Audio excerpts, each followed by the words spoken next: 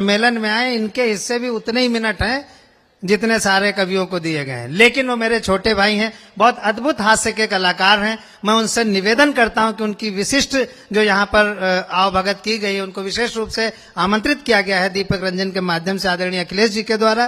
तो मैं चाहता हूं वो आए और अपनी छोटी सी बानगी दे करके अगले कार्यक्रम के लिए भूमिका बनाए। श्री राजीव निगम जी।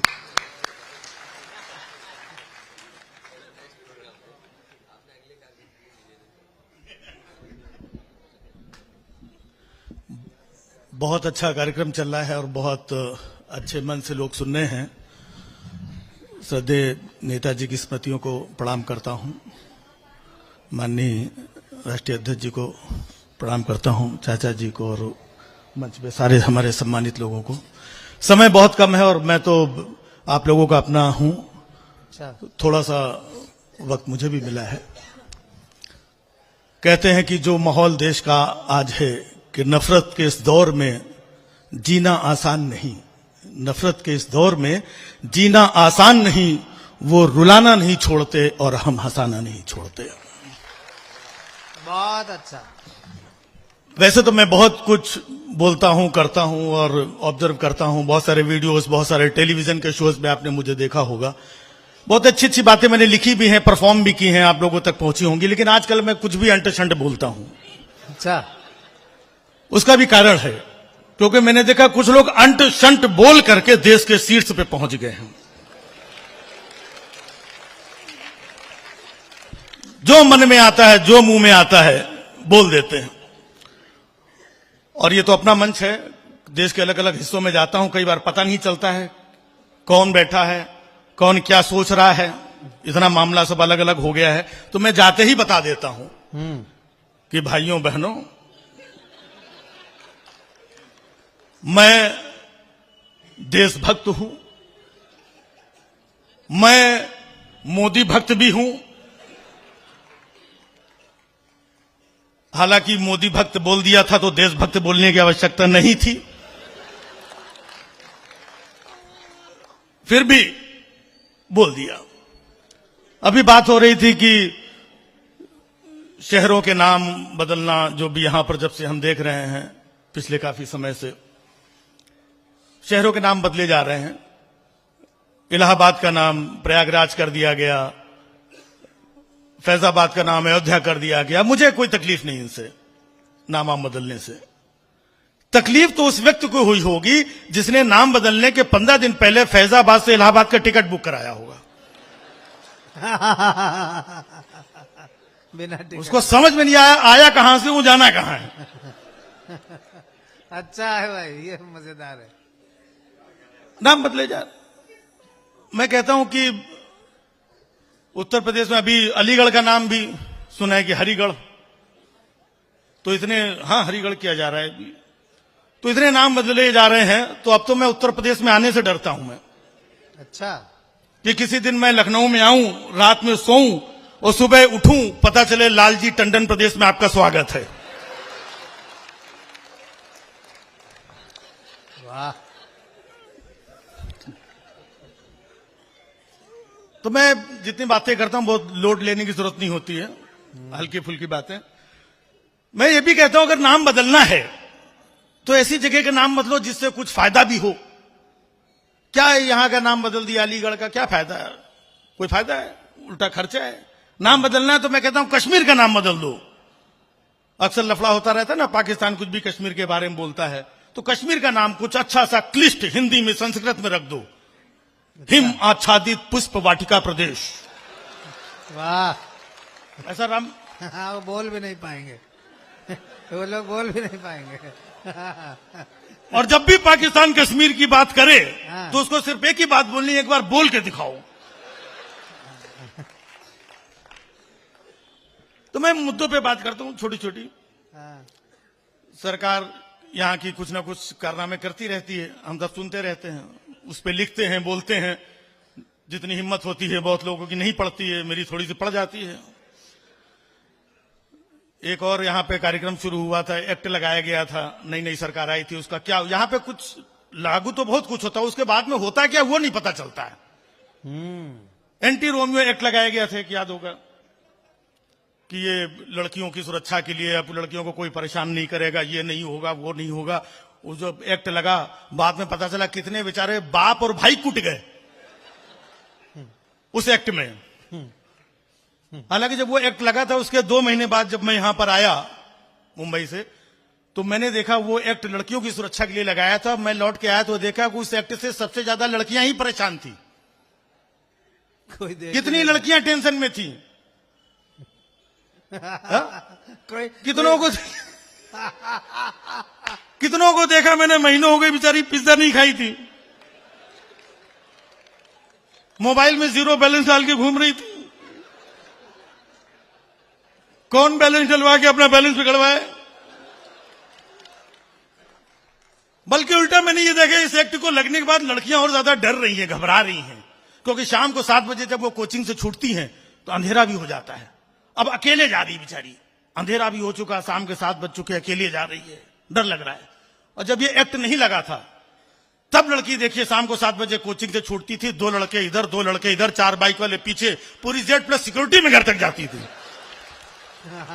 सही बात है, सही बात है। ओफो, ये तो सोचे नहीं। मतलब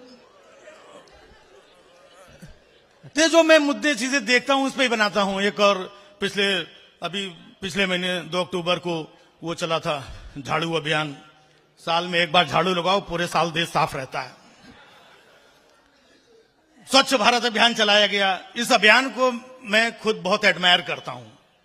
मैंने खुद अपने हाथ में झाड़ू लेकर 3-4 बार फोटो निकाली है। और कमाल की बात देखिए, स्वच्छ भारत अभियान आप देखिए, इसका जो लोगो है आपने देखा होगा, गांधी जी का चश्मा बना रहता है। स्वच्छ भारत अभियान में लोगो चश्मा गांधी जी का, झाड़ू केजरीवाल की, कचरा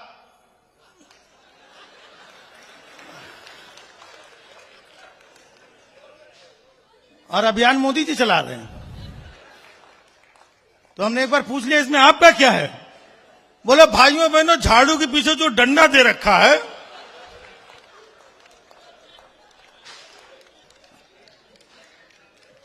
एक बार तो मुझे गांधी जी मिल गए, बिना चश्मे के थे। मैंने पूछा गांधी जी आपका चश्मा कहां गया। बोले बेटा वो स्वच्छ भारत अभियान वाले लोग आए थे, चश्मा लेके चले गए यार। तो देखो बेटा, अगर भारत स्वच्छ हो गया हो तो मुझे मेरा चश्मा दिला दो यार। हाय हाय हाय हाय, क्या व्यंग्य है। मुझे मेरा चश्मा दिला दो, क्योंकि मुझे कुछ साफ नहीं दिख रहा है। मैंने कहा गांधी जी आप चश्मा लगा भी लेंगे तो भी आपको कुछ साफ दिखने वाला नहीं है। बहुत अच्छे।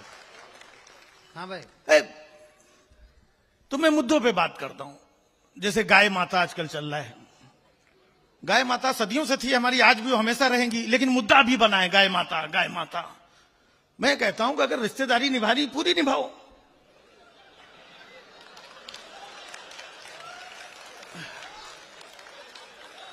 गाय को माता बोलते हैं तो और भी रिश्तेदार हैं घर में, जिनके बारे में अखिलेश जी रोज ट्वीट किया करते हैं। उनकी जिम्मेदारी लेने को कोई तैयार नहीं। खैर मैंने कहा हम लोग हिंदुस्तानी लोग हैं, हिंदुस्तानी लोग प्यार मोहब्बत रिश्ता निभाना जानते हैं। जानवरों से भी हम रिश्ता बना लेते हैं। गाय माता और बिल्ली मौसी, गाय माता बिल्ली मौसी, बताओ दोनों कहां से बहने लगती हैं। लेकिन हमें बना लेते हैं रिश्तेदारी। गाय माता बिल्ली मौसी और चंदा मामा, 2 बहनें इधर है भाई उधर है। घर टूट गया। और मौका पड़ता है तो गधे को बाप बना लेते हैं। बहुत अच्छे, वाह वाह वाह।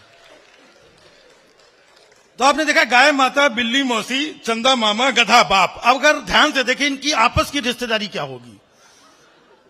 गाय माता बिल्ली मौसी गधा बाप, मतलब बिल्ली रिश्ते में गधे की साली लगी, गधा रिश्ते में चांद का जीजा लगा। तो मैंने बताया नहीं, कुछ भी अंडरस्टैंड चल रहा है। तो जो छोटे मोटे मुद्दों की बात करते हैं तो बाकी बहुत कुछ बोलना मुश्किल होता है। एक समय था जब हम लोग सफाई में भी कार्यक्रम हुआ करते थे और भी जगह कार्यक्रम हुआ करते थे, नेताजी सामने बैठते थे और हम लोग बहुत उनकी नकल भी उतारते थे और बड़ी वाहवाही मिलती थी, खुश भी होते थे। लेकिन आज का दौर देखिए, मजाल है कि कोई मतलब कुछ बोल दे, इतने लोग नाराज हो चीजें और पूरा राशन पानी लेके चढ़े रहते हैं। कुछ लोग कहते हैं कि उनके बारे में मत बोलना।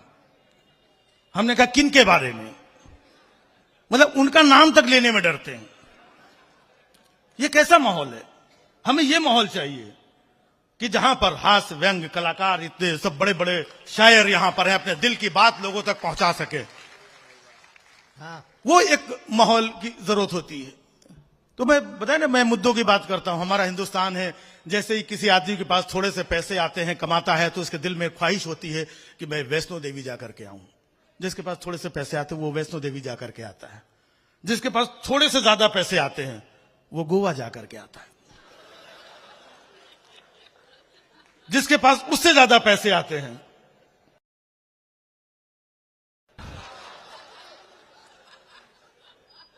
जिसके पास उससे भी ज्यादा पैसे होते हैं वो लंदन जाके आता नहीं है।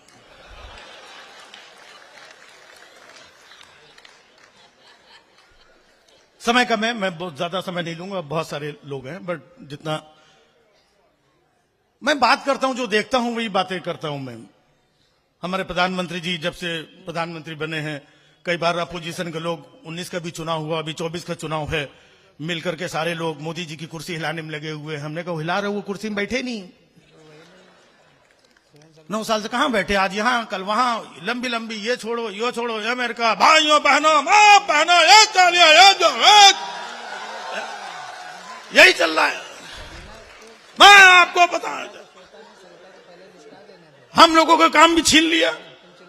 तो थोड़ी बहुत हम लोग करते थे मंच पे चिल्ला चाले, अब अगले साल देखना दशहरे में रावण वही बनेंगे।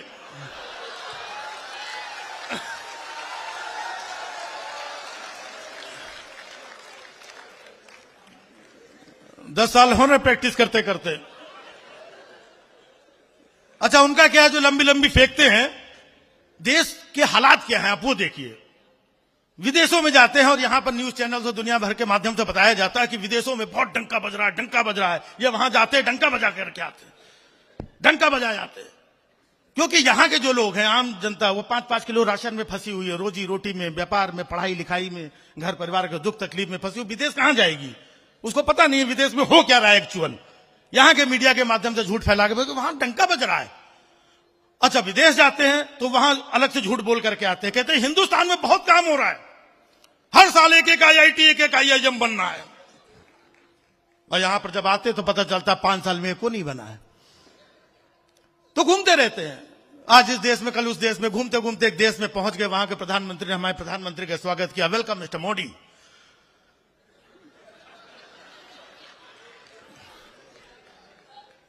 तो बोले भाइयों बहनों,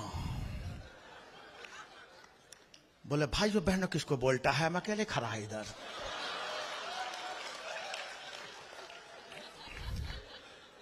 आदत है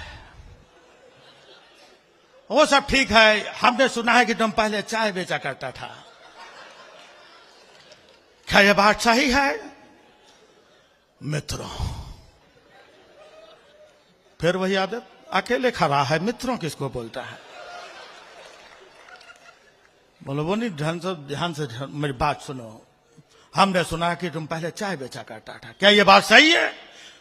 बिल्कुल सही है। भाइयों बहनों, मैं कभी झूठ नहीं बोलता। बोले झूठ नहीं बोलता है तो इतना चिल्लाता क्यों है? हम ऐसे नहीं मानेगा कि तुम पहले चाय बेचता था, तुम अपने हाथ से कप चाय बना के पिलाएगा तो मैं मानूंगा। अंदर गए साहब, चाय वाय बना के लेके आए, उनको चाय दी, उन्होंने जैसे चाय पी, पूरी चाय मुंह के बाहर। छी, इतनी घटिया चाय, इतनी हल्दी, इतनी मिर्ची, इतना गरम मसाला, इतनी धनिया चाय में कौन डालता है? तुम झूठ बोलता है कि तुम चाय बेचा करता था। बोला नहीं भाइयों बहनों, मैं कभी झूठ नहीं बोलता। मैंने कहा था कि मैं चाय बेचा करता था, बनाया नहीं करता था। भाइयों बहनों, मुझे बेचना अच्छी तरह से आता है, बनाना नहीं आता।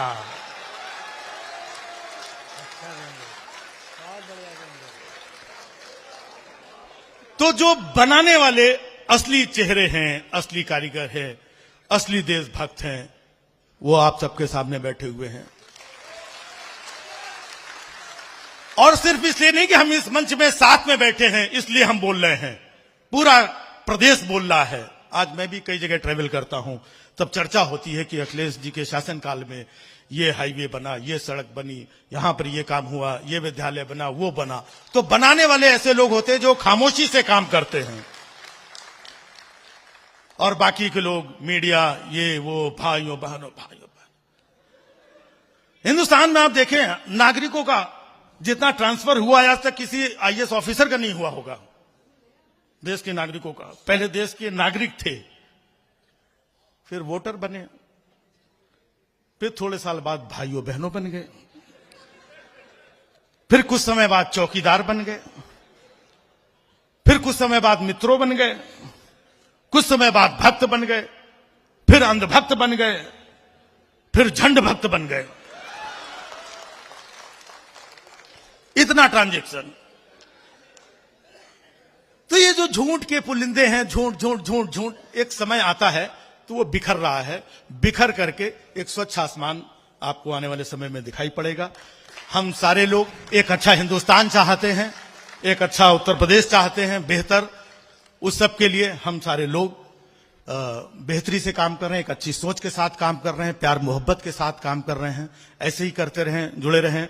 मैं अखिलेश जी का बहुत बहुत शुक्रगुजार हूं कि जिन्होंने मुझे, मेरी प्रतिभा को पहचाना, मुझे इतने प्यार मोहब्बत दी। जहां इस दौर में बहुत सारे मंचों में, आज मंचों में बंटवारा हो गया है, इंडस्ट्री में बंटवारा हो गया है, नहीं ये सुनाता है, ये बोलता है, इसको इधर मत बुलाओ, उसको उधर मत बुलाओ, ये मत करो।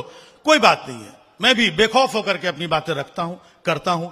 एक जीवन मिला है जिसको अच्छे तरीके से अपने देश के लिए, अपने वतन के लिए, अपने लोगों के लिए, बेहतरी के लिए जिया जाए, ऐसी मेरी सोच है। आप लोगों को प्यार मोहब्बत बना रहे। बहुत बहुत धन्यवाद। Thank you.